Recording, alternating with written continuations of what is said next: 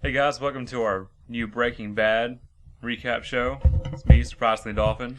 And I'm DaBeardedXeno. And today we're recapping Season 5, Episode 1, called Live Free or Die.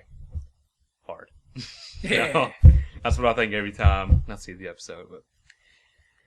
But what's your first impressions of this episode? What do you give it? An 8. I thought it was alright. I give it a 7.5. When I first saw it, I thought it was kind of disappointing. I was expecting so much more for the episode after he kills Gus. Yeah. What do you expect? I was expecting more than this, but it's still pretty Well, good. the first 5 minutes, what they call the teaser before the opening credits, that is why I rated it an 8. That is just one of the most unique scenes that we've ever seen, ever. Yeah, flash forward is pretty risky in a show like this, but I think it worked. I love the first scene. Well, first we see Walt. He's at a diner. Obviously, this takes place in the future because he has full beard and full head of hair, all of that. And he makes a 52 out of bacon, so we assume it's his 52nd birthday. It's also a callback to the pilot episode when Skylar makes a 50 out of the bacon. And also in 51 when she does it as well. Exactly. That comes later in the season. This year he's making out of real bacon, though, not turkey bacon. Yeah. At least he gets the right bacon he wants. What the hell is this? Turkey bacon. Spin this, making fun of Walt Jr. Talks to the waitress, and she offers to get to him for free for his birthday. And she says, free is always good. This has a lot deeper meaning than we can think of right now, because I think it's really that's going to come into play later on. yeah, A lot of things are going to come into play later on in this. Exactly. And then he gives her the fake ID, and we get the name of the episode, Live Free or Die, which is New Hampshire's Live Free or Die state. I had a question for you, though. What do you think of this? Why would his fake ID have his real birthday? I don't know. You would think you would want to change as many details as possible for your fake ID. Also, we find out his last name in the ID is Skylar's maiden name. I think she's dead, and he's doing it as a token. Maybe. I thought of that too, but I don't know. You'd think you want to change a lot of details. It seems to be easily traced to Walter White. Well, he never really is good at covering up his tracks at all. As we see later in this episode. He goes to the bathroom and trades an envelope full of what we assume to be money to the same gun dealer that he bought the 38 Snow from last season. Same guy that plays Bobby in Supernatural. Yep. And then he has that transaction, and you see him taking a pill. Makes me believe that the cancer's back. I have a theory about that. Okay. I'll talk about that in the spoiler section because it's dealing with... Oh, yeah. I got you. Yeah, maybe it's not even for the cancer. I just had this idea. Maybe it's just cough medicine. I mean, because he's I think coughing it's something a lot. else entirely, but we'll get to that. Okay. Trust me. All right. Then he goes to his car, and we find out the money traded for was for an M60. Something's going down with an M60. You just don't pick up an M60 just for any casual situation. I'm going duck hunting. Yeah, No, exactly. shit's going down. So that's the end of the flash forward. We have the opening credits, and we come back right where we left off in season 4 with Walt on the phone with Skylar. And we see he has the bandage over his nose, and they're wearing the exact same clothes and everything. Like, it looks like they could have filmed this, at the same time they filmed the season 4 finale. It may have actually been just this reused footage. Maybe, could be. They'll do a side-by-side comparison. Yeah. Then Walt goes through the house and takes away all the evidence of the makeshift bomb he was testing out in the end of season 4. Yeah. So taking away all the evidence for that. And the... Oh, God. Lily of the Valley. Yeah, okay, I was in the planes. How's No! that? And then Walt Jr. and Skylar come home. And Walt's got to feel bad because Jr. is just talking up Hank. He's like, oh, Hank's a hero. He's such a good person. He should be mad because Walt Jr. is giving Hank all the credit that Walt actually did. Walt's the one who killed Gus. And his son and everyone else in the town thinks Hank is the hero. It's got to make Walt jealous. And it also lets him know that Hank was on his tail the entire time. Yeah, it does. Then he walks to their bedroom. He talks to Holly. And Skylar comes out and says that she's afraid of Walt. Yeah. What would you do if you were in Skylar's situation? I would walk into a pool and not get us. How creative of you. How original. We've never seen any other episode of the season or anything. Yeah. I don't... Honestly, she sets a tone that she keeps up for the rest of the first half of season 5. And just this real downer attitude. I mean, you'd think that she'd be... at least want to pretend to be happy with him. You know? Yeah. Instead of just acting pissed off at him 24/7. Because that would just make him even more angry. She doesn't really act pissed off. She just acts like a drone doing what the master tells Yeah, her to do. exactly. And honestly, he just killed the biggest threat they had. You're on the right person's side at the moment. You know? Yeah. I think she should feel safer than she did feel originally. Then we see Hank goes back to the super lab to investigate, and it's just burned to a crisp. You want to tell them behind the Interesting scenes? side note. They had to rebuild that entire set for season 5. Like, after they finished filming season 4, they just demolished it. They didn't even think to go back.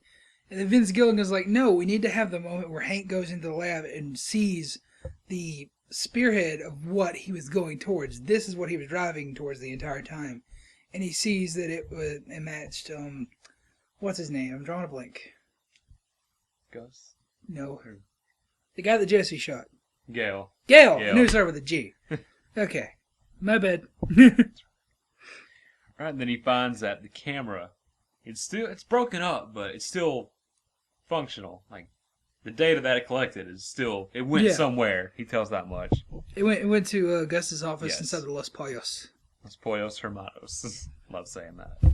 You see Mike recovering in Mexico, feeding chickens. Apparently he's so desperate for a company, he names the chickens. What do you call that one? I can't remember, but he names the chickens like, save some for Willie or something like that. Nobody gets any food. Yeah, exactly. And then there's, maybe it's a nurse, maybe it's just a friend, but he comes out and tells him that Gus Fring is dead.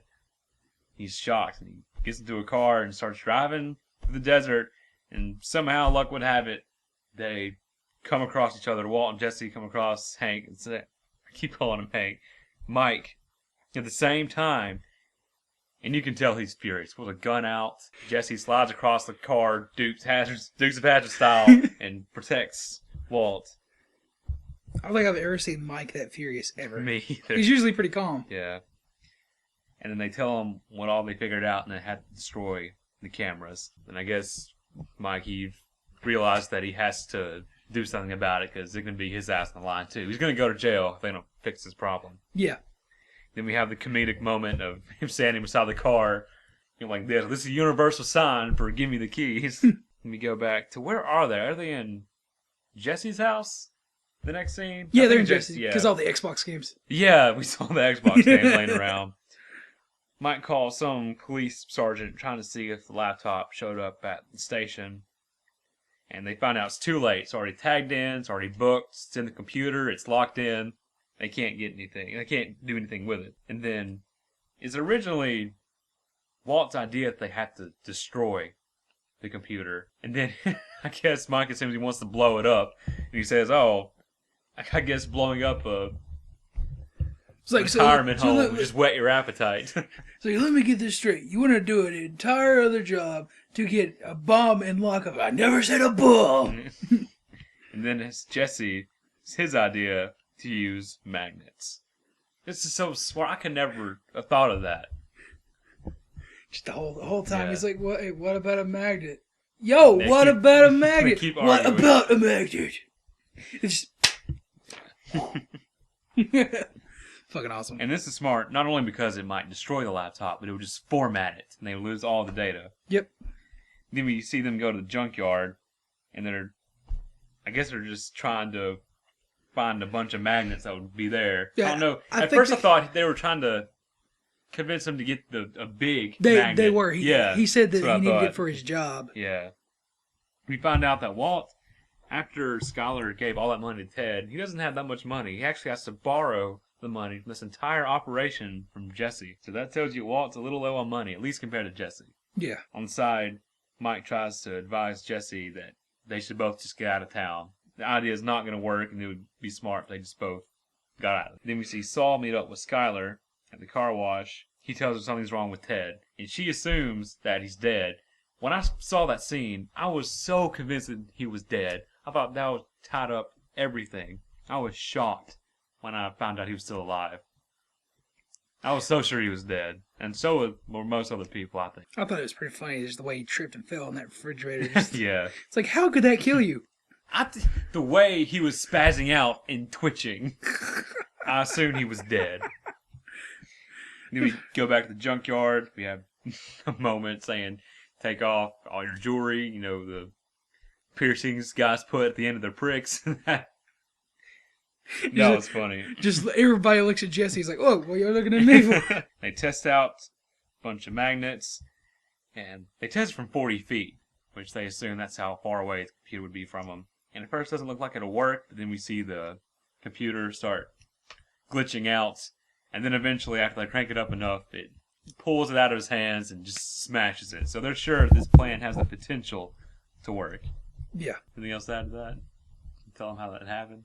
Yeah, it just they had two guys on the other side of the truck, and they ran a line through a monofilament line. That's how they filmed this production behind the scenes. Yeah, and it was tied to the laptop, and basically they just yanked the laptop out of Aaron Paul's hands and just smashed it up against the side of the thing. It was a pretty neat little effect. All you gotta do is just remove the wire through post-production, there you go. And Skylar visits Ted in the hospital, and holy crap, he looks terrible. I bet he wishes he was dead. And apparently he's not even eating solid food, because the nurse said in 2 days maybe he could begin to eat solid food.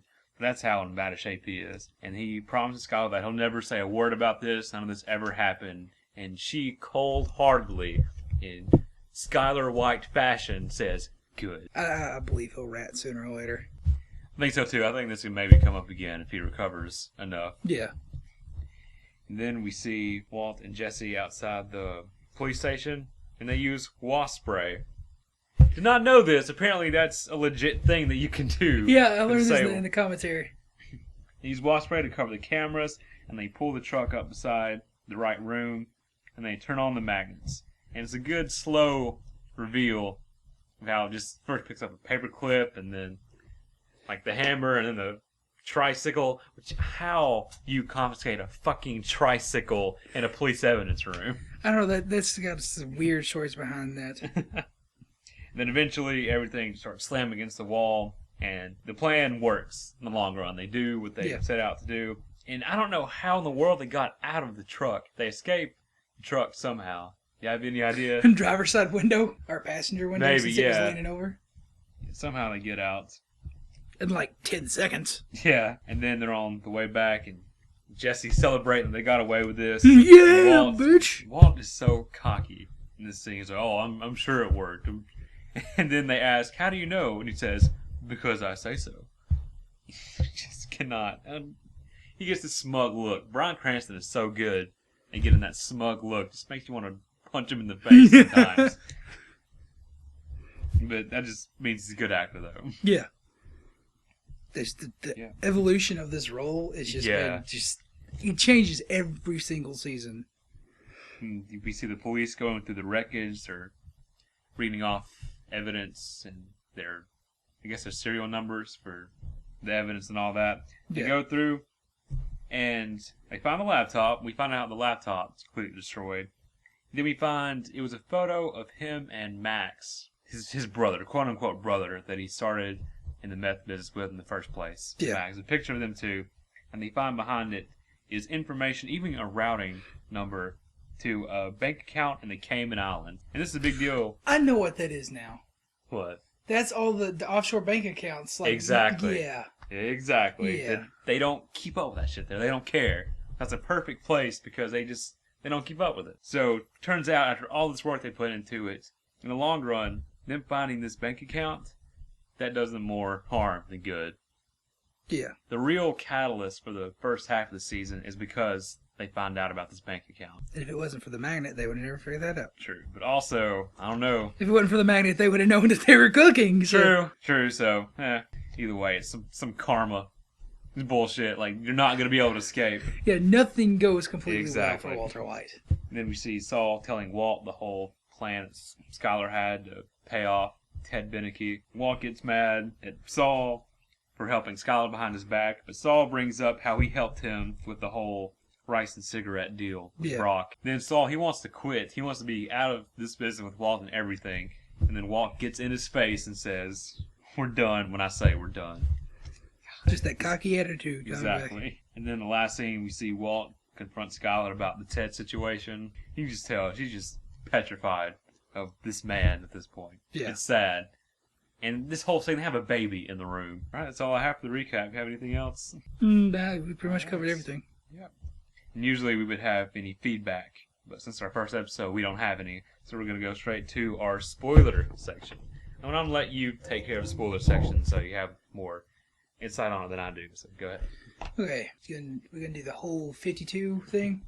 Yeah, go ahead.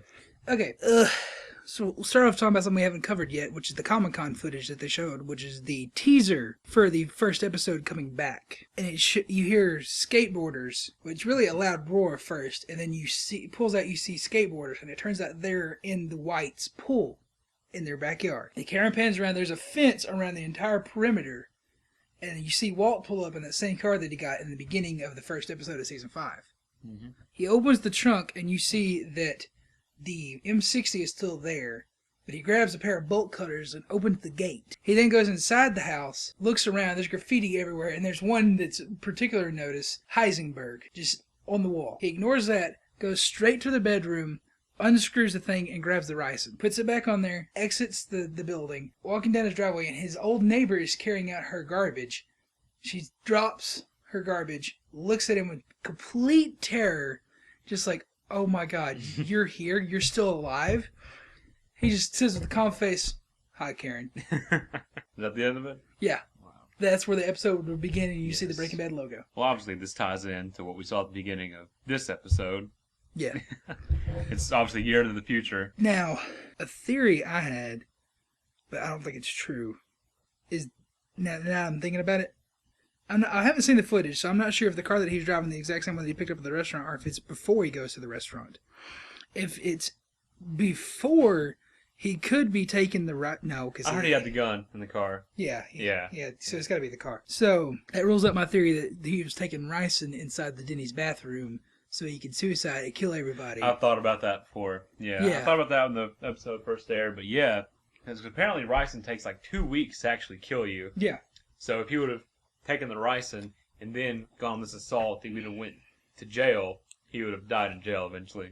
So yeah. If you're on a death wish, that's not a bad idea. Better than rotting in jail for the rest of your life. Yeah. Yeah. What all do you think has transpired? Seeing this scene and then basically reading the transcript for another flashback scene, what all do you think has happened since the end of Season 5, Part 1? I think Hank has started building a case against him, and then Beneke comes and provides evidence against them, which completely topples the pyramid. Yeah. Sends Walt running, and I think maybe Skylar dies in the process, somewhere in the crossfire. I think so too. And that's the reason he names his name as her maiden name. I believe he's going back to finish it off. Maybe get back at Beneke for ruining everything. Actually, I read an interview with Vince Gilligan saying that the gun, the M60, is used to help he either said help or rescue or save somebody. This could be someone in his family, like Walt Jr. Could be trying to save Jesse. So, who knows? That rival gang that's later on in Season 5 could come into play too. The Texas cartel. Yes. Yeah. Oh, yeah. They could come in completely. That's a good reason. Yeah. Good theory. Yeah. Well, we won't find out what actually goes on here until the last few episodes of the series. 10 weeks from now. Really? Wow. Well, can't wait to find out. We got one last piece of news. Go ahead and do that. Alright, I had a little contest in my Breaking Bad Season 5 unboxing video. We only had one comment, we only had one guy, but the guy was so enthusiastic I couldn't not give him the Ultraviolet code. So, Flippin' to Phil, you have won the Breaking Bad Season 5 Ultraviolet. We'll get in contact with you, and yeah, enjoy, man. Yep, hope you enjoy that, and look forward to us giving away other prizes somewhere on other parts of the channel. And any feedback that you post, we will definitely speak of it on the show. Promise. We'll give you username, everything. We'll make sure you get full props for your feedback Yeah. as soon as we can. You got questions? Post them in the comments. Just like you want our thoughts on a certain thing, put it there. We'll address it on the show. We'll give you full, drawn out explanations of what we think. Next episode. Yes. After you leave it, the next episode we get to, we'll read off your feedback and answer any questions. Yep. That concludes the first episode of our Breaking Bad recap series. And stay tuned for the rest of the first part of season 5. And then when the final 8 episodes air, we will definitely cover those as well. So be on the lookout for those. And don't forget to give us feedback. Because feedback make us holler, honey boo boo.